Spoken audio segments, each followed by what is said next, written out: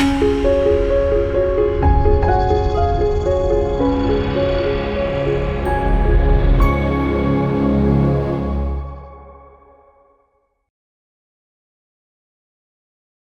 మాత్రం. నేను మీ journalist Navatha. Welcome to our voice.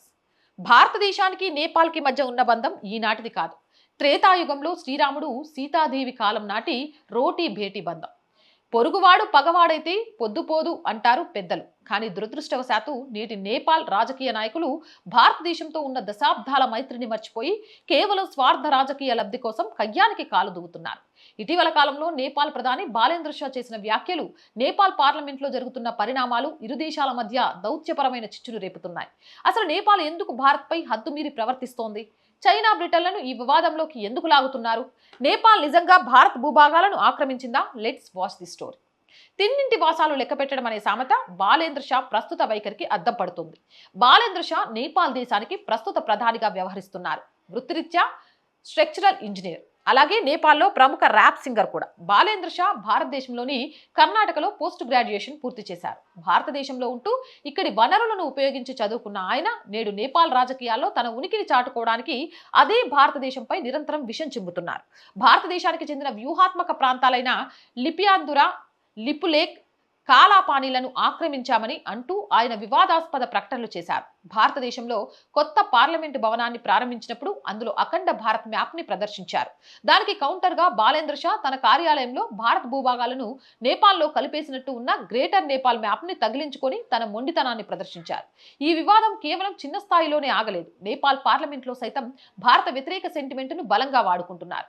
Nepal communist పార్టీలకు చెందిన పలువురు నేతలు, ప్రధాని కూడా పార్లమెంటు వేదికగా భారతదేశంపై తీవ్ర ఆరోపణలు చేశారు. గతంలోనే నేపాల్ పార్లమెంటు భారతదేశంలోని ఉత్తరాఖండ్ కి చెందిన సుమారు 370 చదరపు కిలోమీటర్ల భూభాగాన్ని తమ దేశ మ్యాప్ లో కలుపుకుంటూ ఒక వివాదాస్పద రాజ్యాంగ సవరణ బిల్లును ఏకగ్రీవంగా ఆమోదించింది.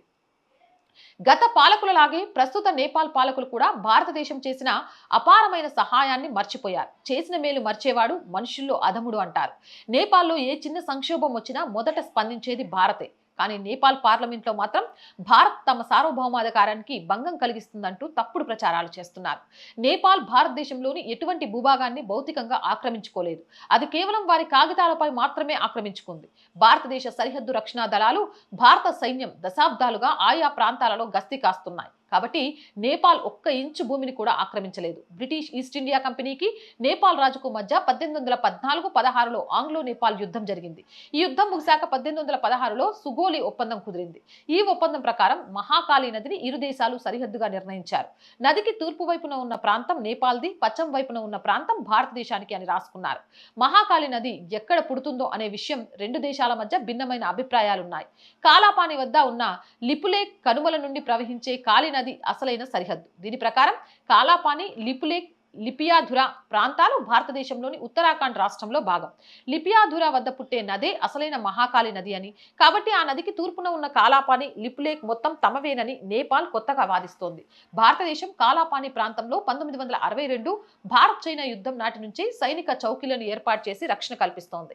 చైనాకు నిలువరించడానికి ఈ వ్యూహాత్మక ప్రాంతం భారత్ కి అత్యంత కీలకం.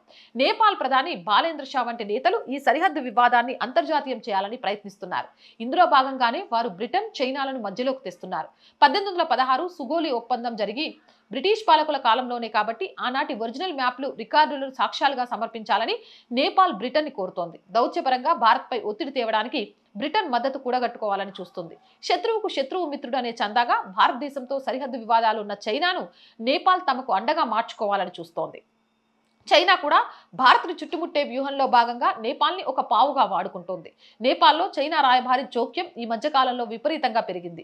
చైనా అండ చూసుకునే నేపాల్ ప్రధాని బాలేంద్ర షా వంటి నేతలు భారత్తో కయ్యానికి కాలుదువుతున్నారు. చేప పిల్లకు ఈత నేర్పాల్సిన పని లేదు. అలాగే నేపాల్కు భారత్ చేసిన సహాయాన్ని ప్రత్యేకంగా చెప్పనక్కర్లేదు. సముద్రం లేని నేపాల్ దేశానికి వ్యాపారం, నిత్యావసరాల కోసం భారత్పై ఆధారపడాలి. 2015లో నేపాల్లో భారీ భూకంపం సంభవించినప్పుడు ఆపరేషన్ మైత్రి ద్వారా కొన్ని గంటల్లోనే రెస్క్యూ టీమ్స్ ని పంపి ఆదుకున్న దేశం భారత్. కరోనా మహమ్మారి సమయంలో ఉచితంగా లక్షలాది వ్యాక్సిన్లు, ఆక్సిజన్ సిలిండర్లు అందించింది కూడా భారతే. నేపాల్ రాజకీయాల్లో ఒక విచిత్రమైన ధోరణి ఉంది. అక్కడ ఏ పార్టీ అయినా ఎన్నికల్లో గెలవాలన్నా లేదా అధికారంలో ఉన్న ప్రభుత్వం తన వైఫల్యాలను కప్పిపుచ్చుకోవాలన్నా యాంటీ ఇండియా సెంటిమెంట్ ని రగిలిస్తాయి. భారత్ను విమర్శిస్తే తాము గొప్ప దేశభక్తులమని ప్రజలను నమ్మించ తగ్గించవచ్చుననేది అక్కడి నేతల వ్యూహం. బాలేంద్ర షా కూడా ఇదే ఉగ్ర జాతీయవాదాన్ని నమ్ముకొని యువతను ఓట్లను ఆకర్షించే ప్రయత్నం చేస్తున్నారు. నేపాల్లోని కమ్యూనిస్టు ప్రభుత్వాలపై చైనా ప్రభావం చాలా ఎక్కువ. చైనా తన బెల్ట్ అండ్ రోడ్ ఇనిషియేటివ్ ప్రాజెక్టుల ద్వారా నేపాల్కి భారీగా అప్పులు ఇచ్చింది. పోఖ్రా అంతర్జాతీయ విమానాశ్రయం వంటి నష్టాల్లో నడిచే ప్రాజెక్టులను చైనా నిధులతో కట్టారు. చైనా ఆర్థిక ఉచ్చులో చిక్కుకున్న నేపాల్ ఇప్పుడు బీజింగ్ చెప్పినట్లు ఆడక తప్పని పరిస్థితి ఏర్పడింది. భారత్తో సత్సంబంధాలు దెబ్బతింటే నేపాల్ పూర్తిగా తమపైనే ఆధారపడుతుందనేది చైనా కుయుక్తి. అతి సర్వత్రా వజయత్ అన్నారు పెద్దలు. అంటే దేనికైనా ఒక హద్దుండాలి. నేపాల్ పాలకులు బాలేంద్ర షా వంటి యువ నేతలు చైనాను నమ్ముకొని భారతదేశాన్ని దూరం చేసుకోవడం చేతులు కాలాక ఆకులు పట్టుకున్నట్లు అవుతుంది. ఇప్పటికైనా చైనా అప్పుల ఉచ్చులో చిక్కుకున్న శ్రీలంక, పాకిస్తాన్ దేశాలు ఎలాంటి ఆర్థిక సంక్షోభాన్ని ఎదుర్కొంటున్నాయో ప్రపంచమంతా చూస్తోంది. భారతదేశం ఎప్పుడూ పొరుగు దేశాల సార్వభౌమాధికారాన్ని గౌరవిస్తోంది. నేపాల్తో సత్సంబంధాలనే కోరుకుంటుంది. కాబట్టి నేపాల్ పాలకులు చైనా విసిరే ఆర్థిక ప్యాకేజీల ఆశలకు లోనవ్వకుండా బాలేంద్ర షా వంటి వారి వివాదాస్పద వ్యాఖ్యలకు దూరంగా ఉంటూ దౌత్యపరమైన చర్చల ద్వారా సమస్యలను పరిష్కరించుకోవాలి. అప్పుడే నేపాల్ సార్వభౌమాధికారానికి, అక్కడి ప్రజల భవిష్యత్తుకు రక్షణ ఉంటుంది. అవునంటారా కాదంటారా? మీ అభిప్రాయం కామెంట్ చేయండి. అండ్ మోర్ వీడియోస్ కోసం R group of channels, R voice, R political, R Sanskriti channels ని వెంటనే సబ్స్క్రైబ్ చేయండి. అలాగే కంటెంట్ బాగుంది అనిపిస్తే లైక్ చేయండి, షేర్ చేయండి, మీ అభిప్రాయాన్ని కామెంట్ చేయండి.